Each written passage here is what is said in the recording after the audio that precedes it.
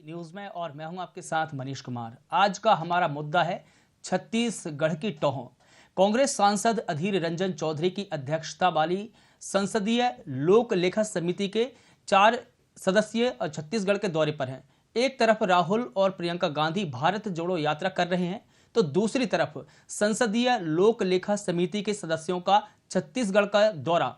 ये कोई इत्तेफाक नहीं हो सकता, क्योंकि छत्तीसगढ़ में जिस तरह से चुनावी सुगबुगाहट तेज होती जा रही है, उससे तो ये माना जा रहा है कि कांग्रेस इस दौरे के जरिए छत्तीसगढ़ को एक मॉडल के रूप में पेश करने की कवायद में जुटी हुई है।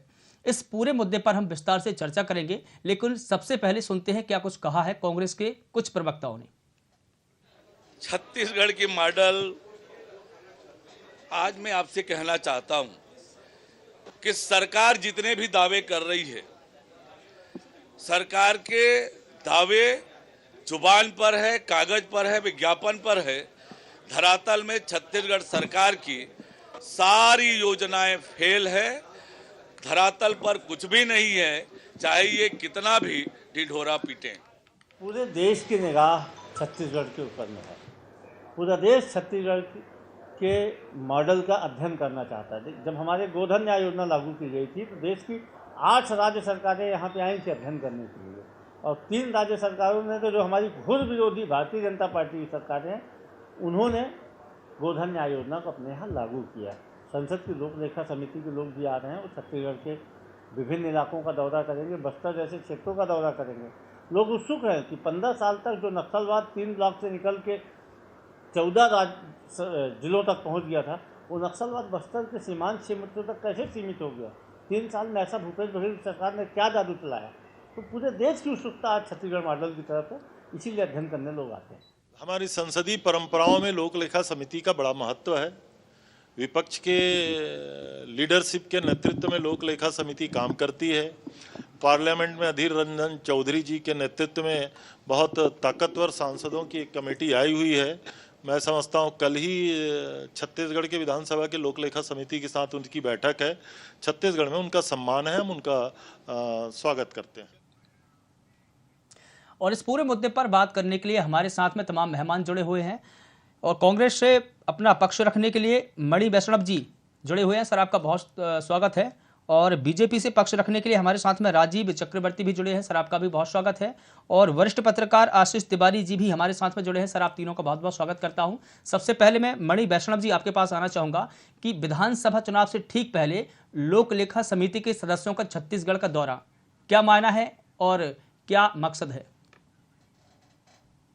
शायद सर से हमारा संपर्क नहीं हो पा रहा है। मैं राजीव चक्रवर्ती जी आपके पास आना चाहूंगा। लोक लेखा समिति जो है वो छत्तीसगढ़ के दौरे पर है, और कांग्रेस एक तरफ ये दावा कर रही है कि देश और दुनिया छत्तीसगढ़ के मॉडल पर रिसर्च करना चाहती है।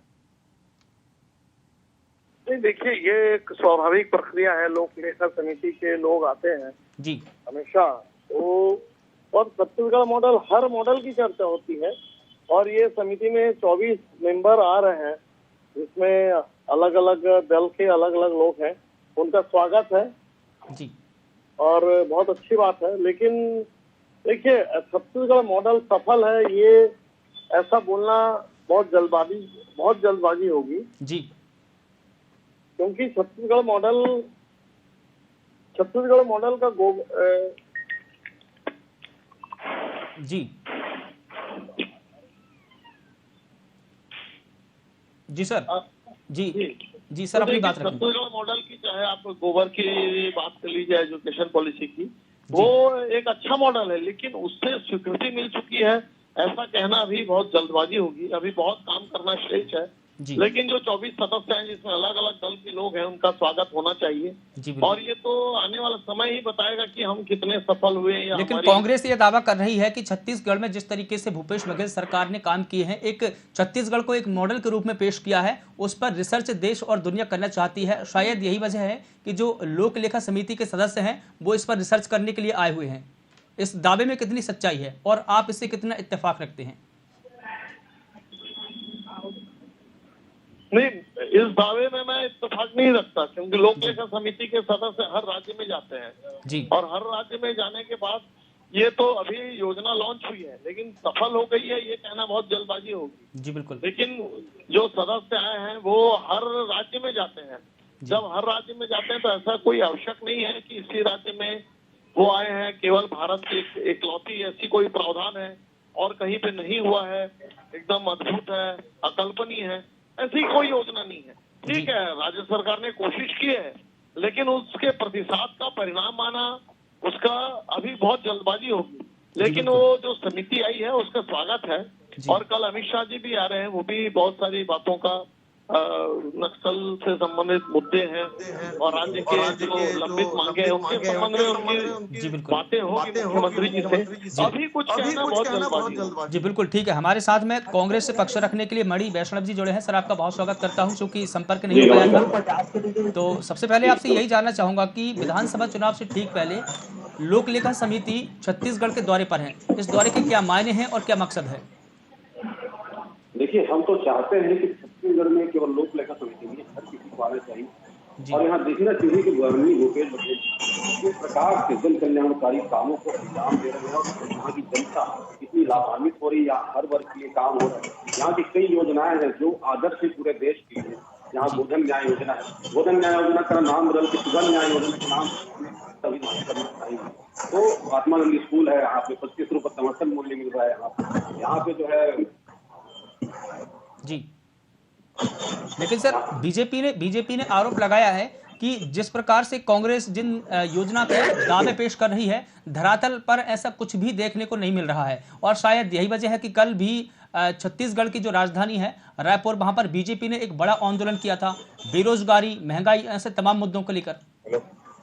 देखिए, भारतीय जनता पार्टी असल में उसके पास मुद्दा नहीं। ये लोग भूसे के ढेर में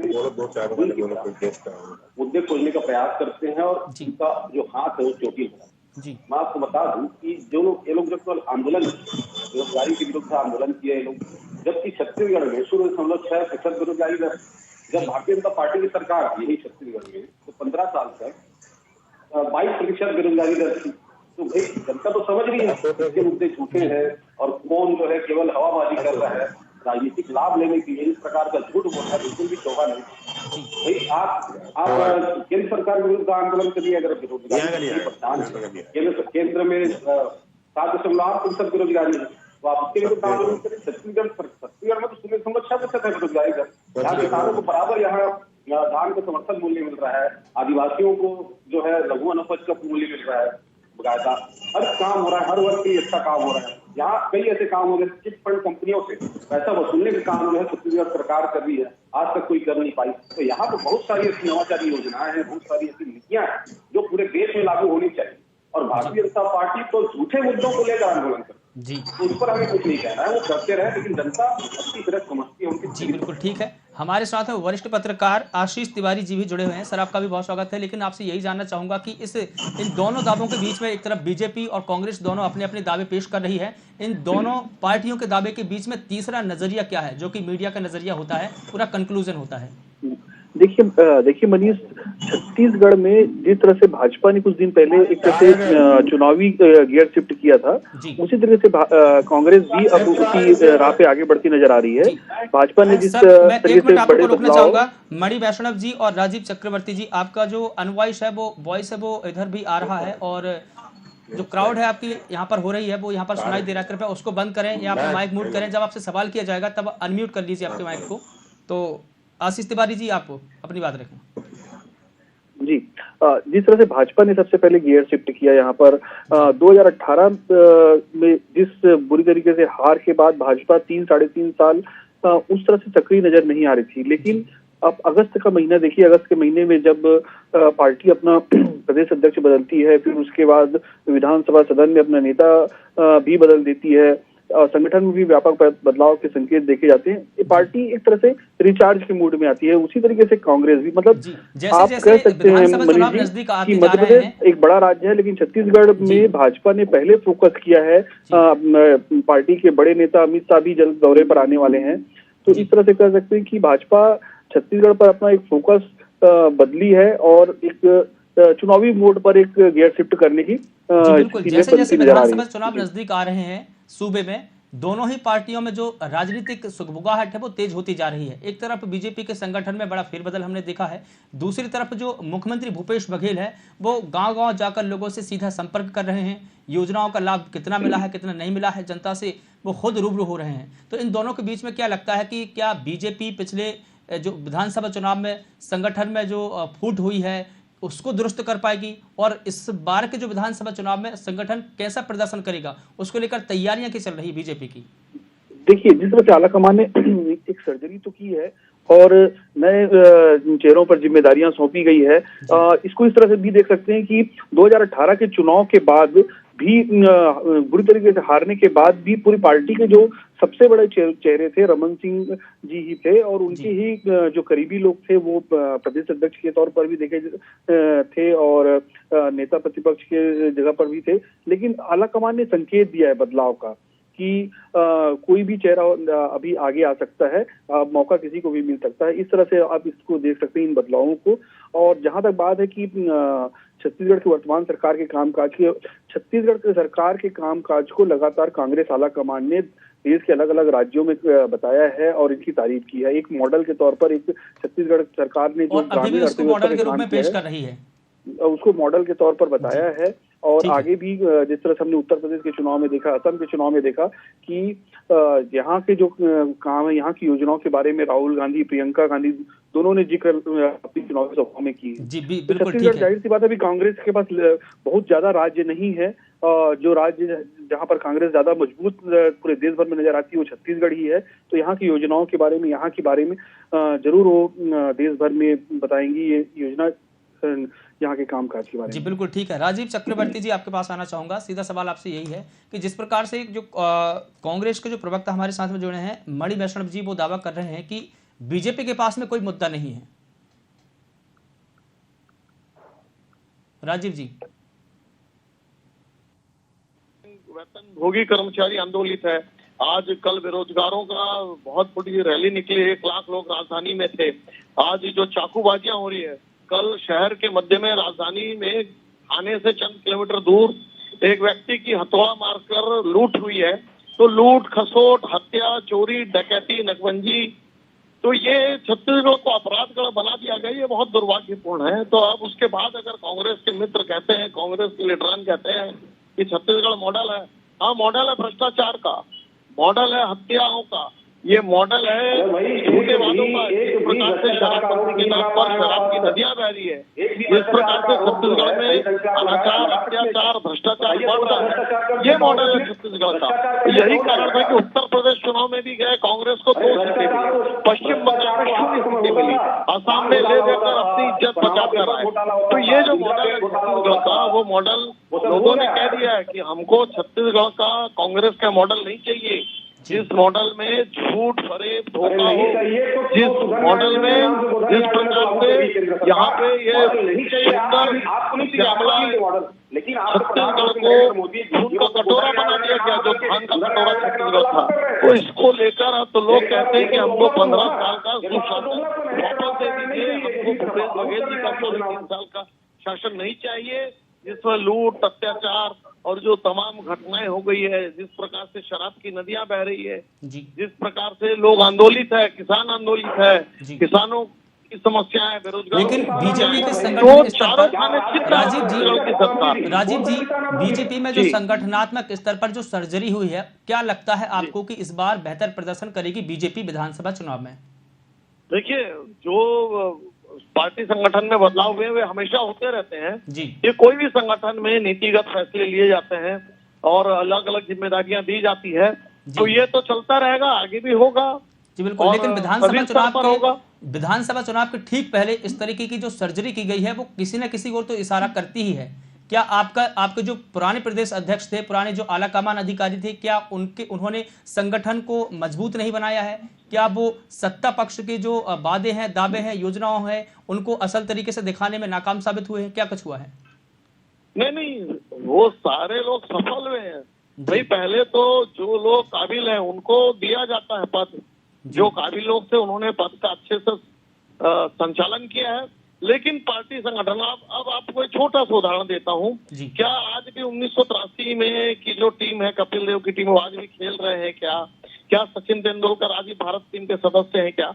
तो देखिए, बदलाव परिवर्तन संसार का नियम है। कोई भी ऑर्गेनाइजेशन, देखिए सियासत की पिच और रहती है और क्रिकेट की पिच कुछ और रहती है। ये तो बदलाव होते रहने चाहिए। जी बिल्कुल, ये बदलाव होते रहेंगे तभी कसावट आएगी और नई नई जिम्मेदारियां दी जाती है। जी बिल्कुल। धर्मलाल जी को 3 बार अध्यक्ष का दायित्व मिला, पार्टी अध्यक्ष रहे लगातार, उसके बाद विधानसभा अध्यक्ष भी रहे, पार्टी अभी नेता प्रतिपक्ष थे, अभी उनको नया दायित्व दिया जाएगा। तो अभी जो साव जी थे वो पहले सांसद भी हैं, रनिंग सांसद, उनको तो ये बदलाव तो लगातार करते रहना पड़ेगा। बिना तो क्या लगता है आपको इस बार की जो सियासत की पिच है उस पर बीजेपी कैसे प्रदर्शन करेगी? क्या सत्ता में वापसी कर पाएगी बीजेपी? बिल्कुल बिल्कुल, सत्ता में वापसी तो एक अलग सवाल है, बिल्कुल कर पाएगी।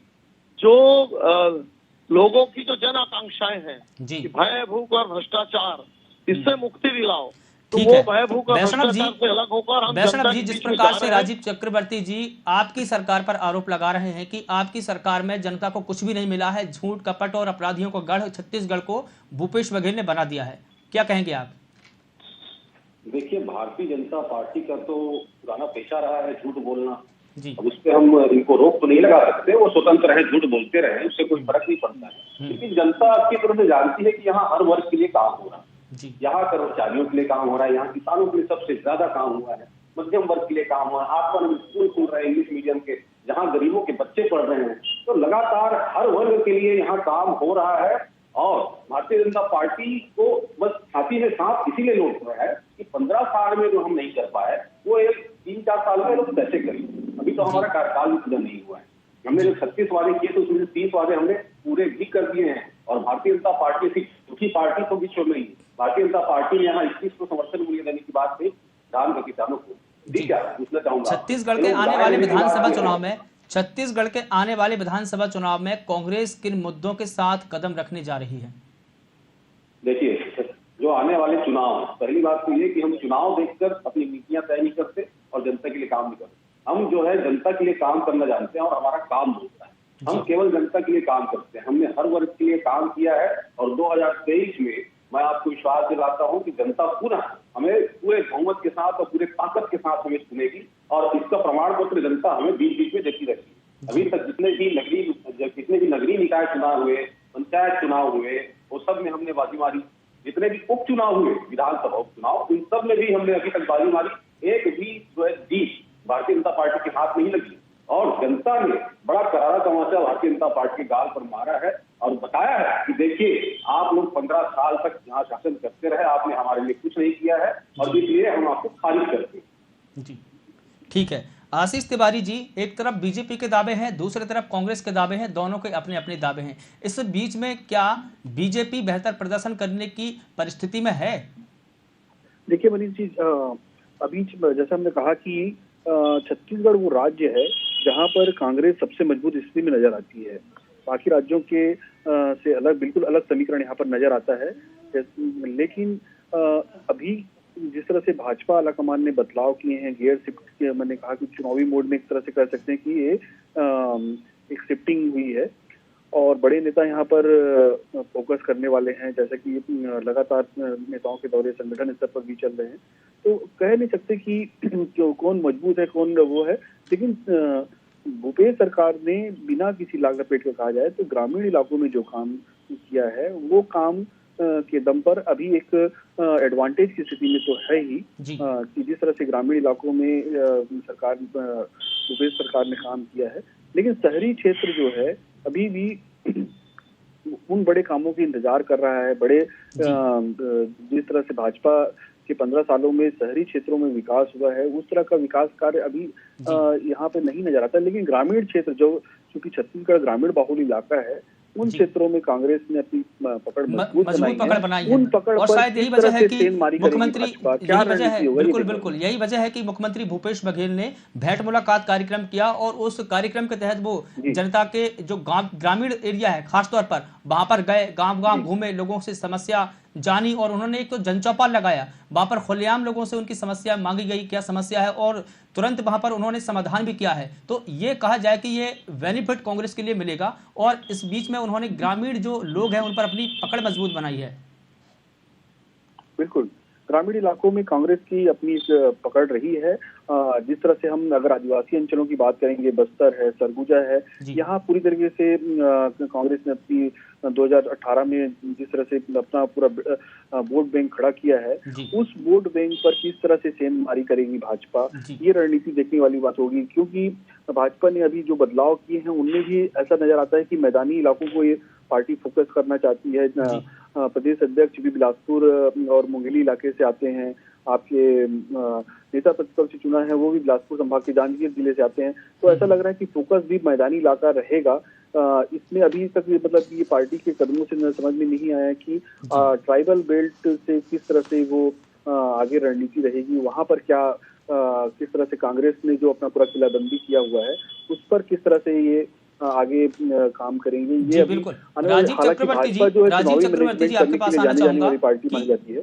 जी, राजीव चक्रवर्ती जी आपके पास आना चाहूंगा। बीजेपी ने अभी छत्तीसगढ़ में नेता प्रतिपक्ष और प्रदेश अध्यक्ष बदले हैं, और ये दोनों ही जो व्यक्ति हैं ओबीसी समुदाय से आते हैं। क्या लगता है आपकी ओबीसी समुदाय को आप साध पाएंगे दोनों के चेहरे के जरिए?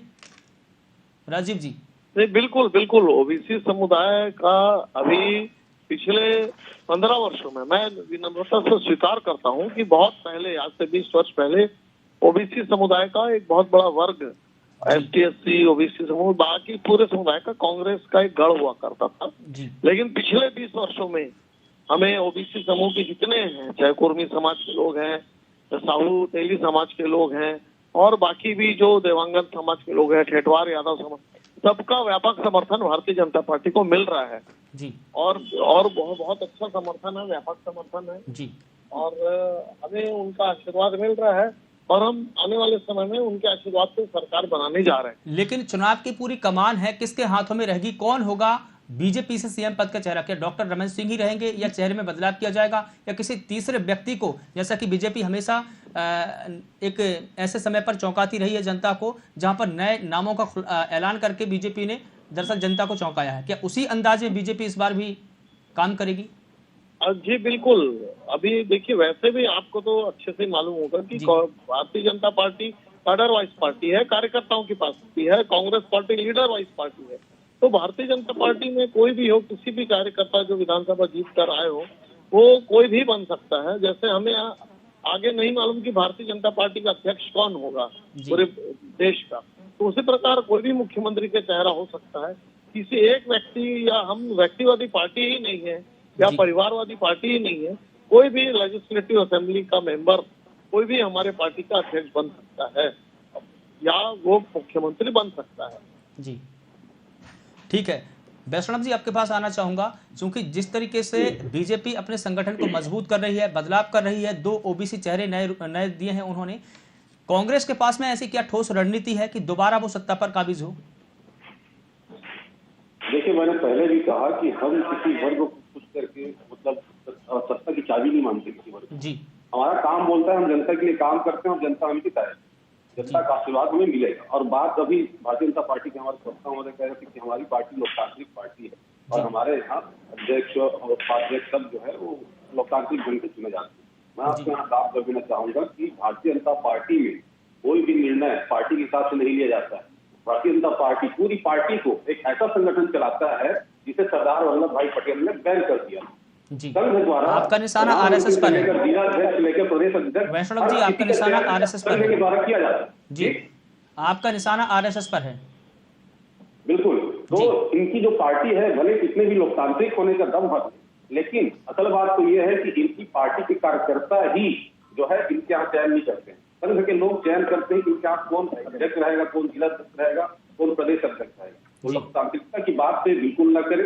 एक ऐसा संगठन जिसे सरदार वल्लभ भाई पटेल जी ने बैन किया था, वो चयन करता है कि इनके यहाँ कौन पदाधिकारी है। और दूसरी बात, मैं आपको पुनः अपनी बात दोहराना चाहता हूँ कि हम जनता के लिए काम कर रहे हैं, कोई भी वर्ग हमारे काम से अछूता नहीं। लेकिन बीजेपी सरदार वल्लभ भाई पटेल को अपना आदर्श मानती है जी।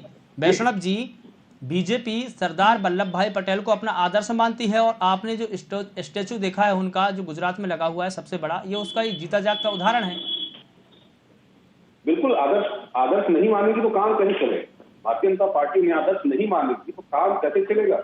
जी, देश अच्छी तरह जानता है कि सरदार वल्लभ भाई पटेल का देश निर्माण में क्या योगदान था और बाकी महापुरुषों का क्या योगदान, मुझे नकार नहीं सकती, लेकिन इनका दोहरा चरित्र है, ये नाथूराम गोडसे को ईमान। ठीक है सर, हमारे साथ सर हमारे पास में समय का अभाव है। जी बिल्कुल वैष्णव जी, हमारे पास में समय का अभाव है। राजीव चक्रवर्ती 30 सेकंड में अपनी आप बात पूरी कर सकते हैं। राजीव जी।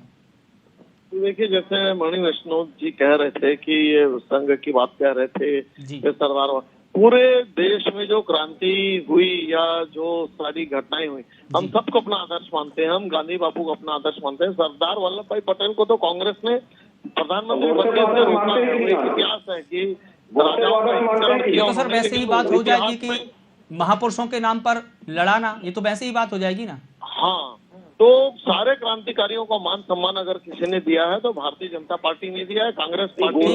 ठीक है सर, जी बिल्कुल ठीक है। आशीष तिवारी जी 30 सेकंड में आप अपनी बात रखें। आशीष तिवारी जी। देखिए मनीष, ये इस तरह के चूंकि छत्तीसगढ़ चुनाव की तरफ आगे बढ़ रहा है तो आने वाले दिनों में इस तरह के बदलाव, इस तरह के बड़े नेताओं के दौरे अब देखने को मिलेंगे। इसे सियासी डेवलपमेंट की तरफ से ही देखा जाए। बाकी किनके वादों से, किनके दावों से कितना कौन प्रभावित होता है तो खैर हमें जानने के लिए काफी इंतजार करना पड़ेगा अभी। लेकिन इस तरह से कह सकते हैं कि छत्तीसगढ़ की जो सियासी फिजा है वो चुनावी मोड में अब तब्दील होती जा रही है। जी बिल्कुल ठीक है सर, हमारे साथ में जुड़ने के लिए, बात करने के लिए मणि वैष्णव जी आपका बहुत बहुत शुक्रिया। राजीव चक्रवर्ती जी आपका भी बहुत बहुत शुक्रिया और आशीष तिवारी जी आप तीनों का बहुत बहुत शुक्रिया। दरअसल इस समिति का सरकारी खर्चे के खातों की जांच करना होता है, जो समिति अभी छत्तीसगढ़ के दौरे पर है। जांच का आधार नियंत्रक एवं महालेखा परीक्षक कैग की रिपोर्ट है। लोकलेखा समिति की रिपोर्ट एक ऐसी सिफारिश होती है जो तकनीकी रूप से सरकार के लिए बाध्यकारी नहीं होती, लेकिन उन्हें गंभीरता से लिया जाता है और सरकार कार्रवाई नोट भी संसद में रखती है। इस समिति का कार्यकाल 1 वर्ष का होता है। इस समिति के अध्यक्ष की नियुक्ति लोकसभा के अध्यक्ष द्वारा विपक्षी दलों की राय से की जाती है। समिति में अधिकतम 22 सदस्य होते हैं। तो फिलहाल इस पूरी बहस में और उस पूरे कार्यक्रम में इतना ही। हमें दीजिए इजाजत और आप देखते रहिए VIP न्यूज़। नमस्कार।